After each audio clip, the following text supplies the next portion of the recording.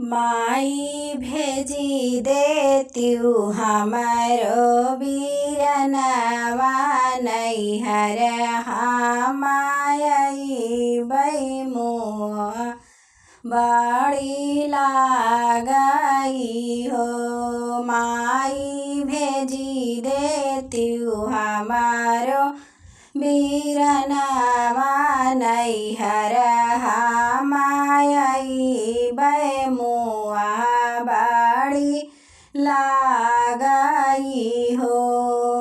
यतनी बचनी सुन मैया तो बेटा कई बोला वही तो बेटा कई बोला माई हो।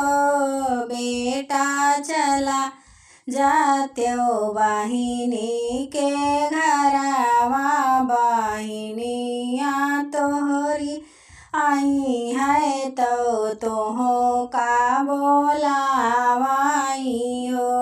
बेटा चला जात्यो बहिनी के घरवा बहिनिया बोलावै बहिनिया लाई औत्यौ हो।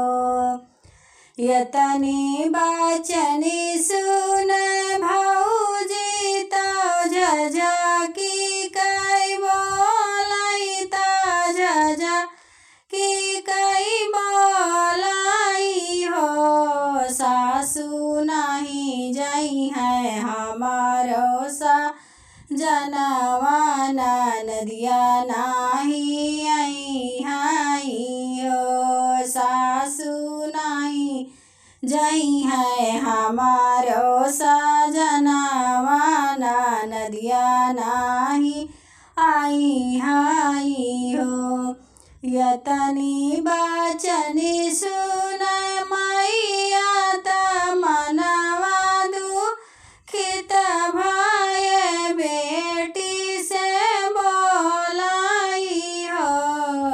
बेटी चली औत्युलाई कैलालनवा बीरन नाही जई है भाऊजी नाही भेजाई हो।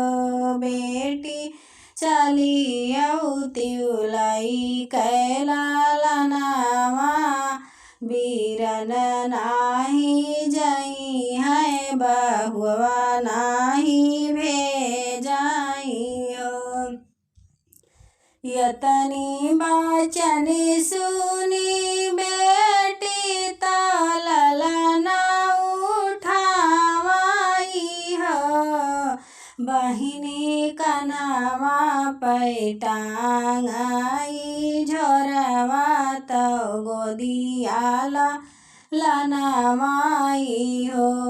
बहिनी चल दीही तपती डगरिया नैहरवा में पहुँचे दुअरवा पे पहुँचाई हो। अंगने ही बाट्यू मोरी भौजी की बाट्यू रसोइया की बाट्यू रसोइया हो।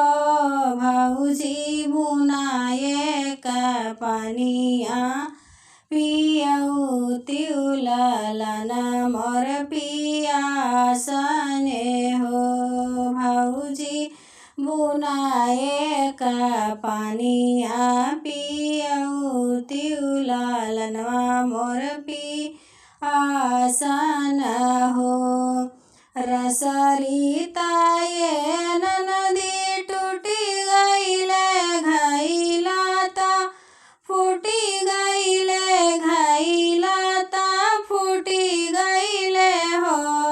ननदी नलवायो कुइया गईले सुखाई तो पनिया सपन भाए हो। ननदी नलया और कुइया गए सुखाई तो पानिया सपन भाए हो। तू ही मोरी भौजी से भौजी तू ही न मोरी भौजी हो भौजी टुका भर रोटिया खियऊ तिउललनवा खान बाटे हो भौजी टुका भर रोटिया खियऊ तिउललनवा खान बाटे हो।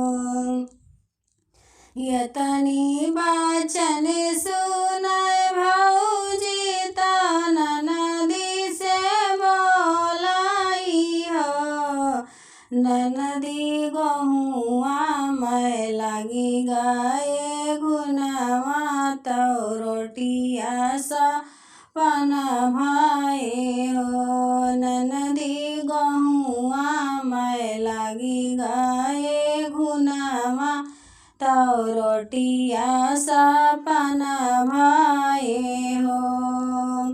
यतनी बचन सुन ननदी तो मनवा दुखित भाए हो बहिनी रोई रोई माई से कहाँ नयन आंसू ढूरई बड़ा दुख लागई हो माई ससुर कहे मारी तिरियवा नैहरवा मायायन की दुई चार दिन राबाई हो माई सोचे रहे दुई चार दिन रहबै घूमी टहरी आई बाई हो माई भौजी तो दी